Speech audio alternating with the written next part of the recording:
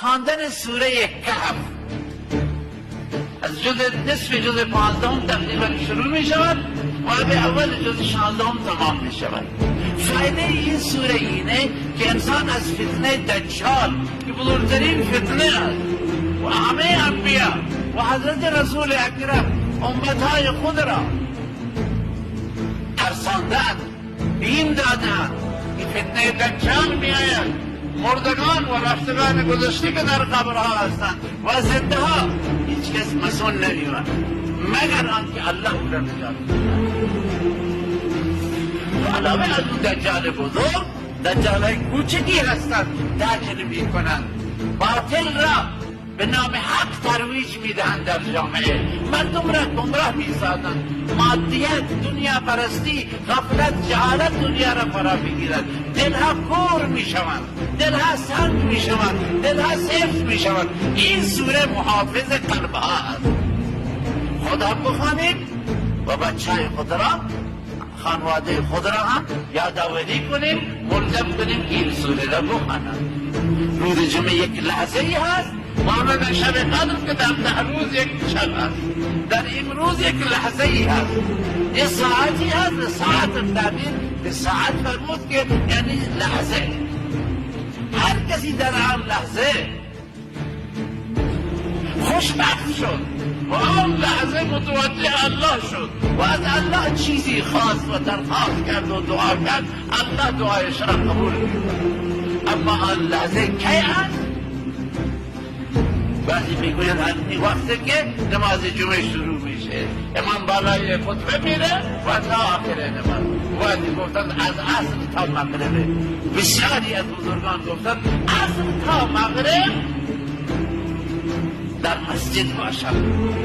مسلمان بر انتظار نماز مغرب و به دعا و درود و تلاوت مشغول شود. بیبی فاطمه سیدنا فاطمه رضی الله عنها دختر گرامی رسول الله صلی الله علیه و سلم در خانه‌اش مشغول ذکر و اوراد تلاوت بود، متوجه الله بود.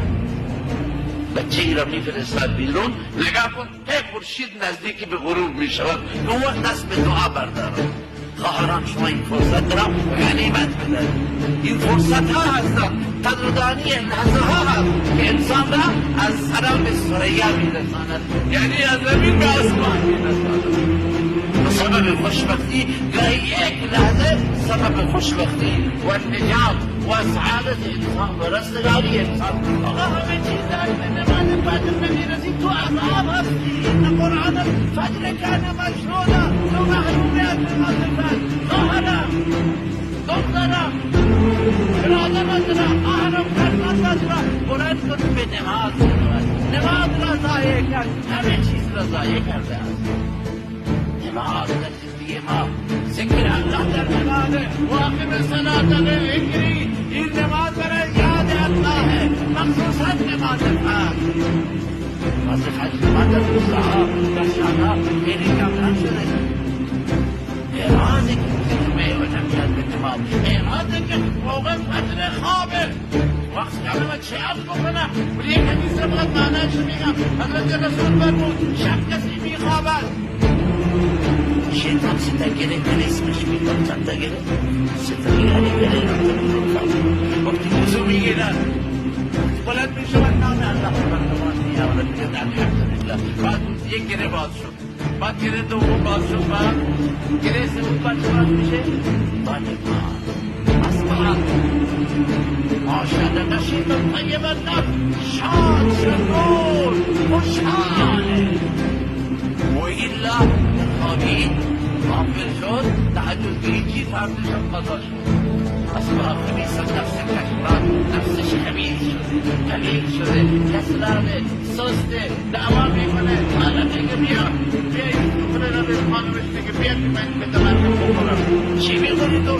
نعمت الله را میخوری و ناسپاسی میکنه. شکر الله و نمازه، بزرگترین ذکر الله نمازه. حکم صلاة کسی اعراض کند از ذکر ما، از قرآن ما، از عبادت ما، از جهاد ما، زندگیش تنگه، سست، بیحال، پریشان.